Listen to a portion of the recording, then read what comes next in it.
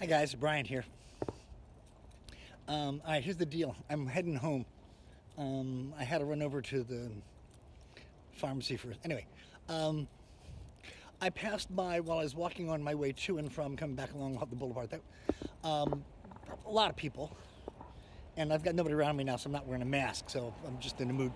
Um, but at least I don't know, a dozen or so walked past me. Hey, hi, happy 420, happy 420. Yo, you gonna change for 420? And my first thought is, none of them have a clue what they're talking about. So this is a brief history. For those of you who aren't familiar, this is what I know. Um, if the question arises as to what the hell does 420 have to do with what it has to do with, here's what I know. And so I'm going to share this with you. So here we go. Make sure there's no cars coming. Back in 1971 in San Rafael High School, which is up in Marin County, up past San Francisco, on the other side of the Golden Gate, there were these five guys, and one of them somehow, and I've read, there's lots of different stories. Let me just start with that. There's a lot of different stories about why 420 has to do with pot. It's the marijuana regulations in California state law. It's there's all kinds of bullshit out there. But here's the thing. Apparently one of these guys at San Rafael High School, he had come across somehow, there's various stories, but somehow had come across a map that somebody from the Coast Guard, somebody he knew or something, anyway, they had this plot of pot that they were growing over like Point Reyes or something like that. And somehow he got hold of this thing. And so he and his buds at San Rafael High School, they would go, they're trying to find this, using this map, they're trying to find this plot of,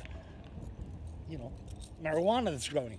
And they would meet, there's a statue of Louis Pasteur there at the high school. And so that's where they would meet.